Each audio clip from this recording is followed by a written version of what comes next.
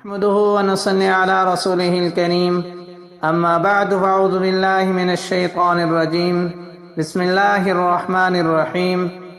ایک ہوتا ہے علم اور ایک ہوتا ہے استحضار، یہ دونوں چیزیں مختلف ہیں۔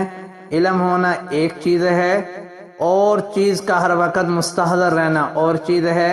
مثلا ہر مومن کو یہ پتہ ہے جہاں 3 ہوتے ہیں چوتھا اللہ، اور جہاں 4 ہوتے ہیں پانچواں اللہ۔ ہوا معکم اینما کنتم، وہ تمہارے ساتھ ہوتا ہے جہاں کہیں بھی تم ہو۔ تو علمی طور پر تو ہر مومن کو یہ پتہ ہے کہ اللہ رب العزت ہمارے ساتھ ہیں، لیکن اس کا استحضار ہر ایک کو حاصل نہیں۔ اگر استحضار حاصل ہوتا تو گناہ کیوں کرتے؟ گناہ تو اس لیے کر رہے ہوتے ہیں کہ اس بات کو بھول چکے ہیں کہ دیکھنے والا دیکھ رہا ہے، سننے والا سن رہا ہے۔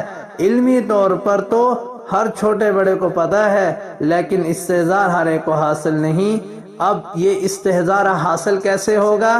اس کے لیے اللہ کا تذکرہ ہے، اللہ کا ذکر ہے، بار بار اللہ کا تذکرہ کیا جائے مجلسوں میں، خلوت میں، جلوت میں، اپنوں میں اور گھر سے باہر اور مجلسوں میں اللہ کا اتنا تذکرہ کریں، اللہ کا اتنا تذکرہ کریں، اتنا تذکرہ کریں کہ اللہ کی ذات مستحضر ہو جائے۔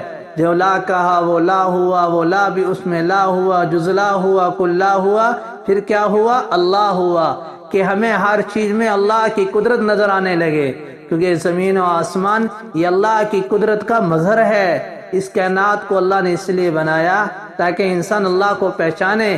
یہ کائنات کو دیکھ کر اللہ کو پہچاننا ہے کہ ان فی خلق السماوات والارض واختلاف اللیل والنہار لآیات لأولی الالباب۔ آسمان اور زمین کو اللہ نے بنایا ہے، عرش اور فرش کو اللہ نے بنایا ہے، نوری اور ناری خاکی مخلوق کو اللہ نے بنایا ہے۔ جو کچھ ہمیں نظر آ رہا ہے یا جو کچھ نظر نہیں آ رہا، اس کے بنانے والا اللہ ہے۔